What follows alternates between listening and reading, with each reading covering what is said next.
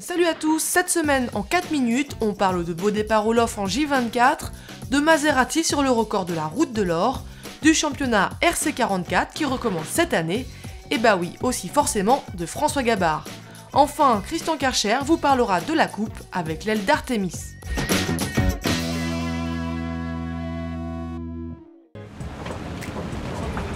C'était en spectateur qu'il était venu ici il y a 4 ans, et c'est en grand vainqueur qu'il est arrivé au Sables d'Olonne cette année, après 78 jours, 2 heures, 16 minutes et 40 secondes de mer.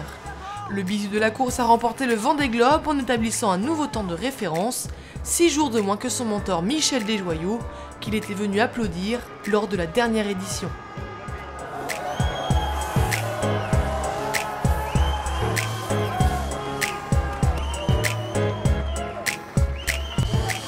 Ça a dû être très dur quand même psychologiquement, parce qu'avec la pression d'Armelle tout le temps derrière. C'est là que ça se joue quoi. Ouais. Je le savais, hein. Enfin, c'est mon job et j'étais là pour être à fond pendant 3 mois, avoir la pression pendant 3 mois et rien lâcher pendant 3 mois et c'est ce que j'ai fait.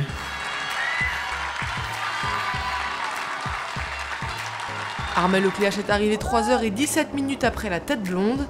Jamais l'écart entre le vainqueur et son dauphin n'avait été aussi infime.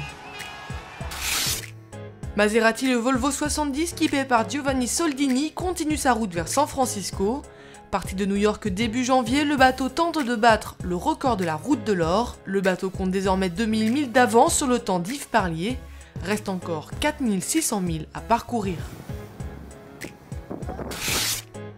Le championnat 2013 de RC44 recommence pour sa 7e édition à Oman cette semaine. 13 équipes vont s'aligner pour cette première étape du circuit, dont Team Aqua, qui a remporté le championnat en 2011 et 2012.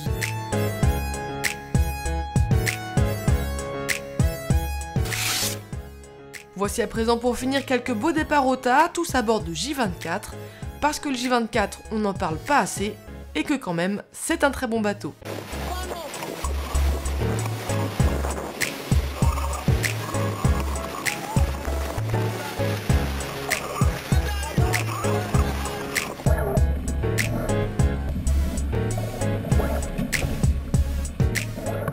Et voilà, maintenant je passe l'antenne à Christian Karcher.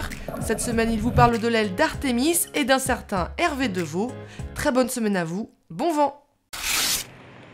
Bonjour de Royan, en cette fin janvier 2013, où je devais vous parler du 2e bateau AC72 des Neo-Z pour la Coupe de l'América. Et ces kiwis rusés comme des sioux n'ont rien laissé transpirer depuis 10 jours. Par contre, il ressort de leurs interviews 2 choses. Ils disent que ce bateau numéro 2 n'aura comme changement que des systèmes embarqués. Ce sera une petite évolution, le temps imparti étant trop court. Et surtout, il parle beaucoup de l'aile d'Artémis qui navigue autour d'Alcatraz depuis 6 jours et de celle des Américains dont on devrait voir le premier volet la semaine prochaine. Et Dean Barker met le doigt sur un point important. Artémis et Jean choisissent de ne pas foiler. L'aile devient une arme primordiale pour eux.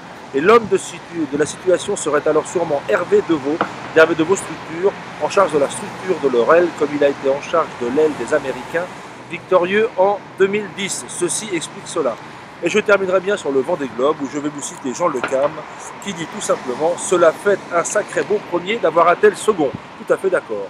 Notez quand même que ces 2 plans Verdier, premier et second du Vendée Globe, sont eux aussi passés dans la moulinette de vérification structure Hervé Deveau. Ceci explique aussi peut-être cela. Bonne semaine, au revoir.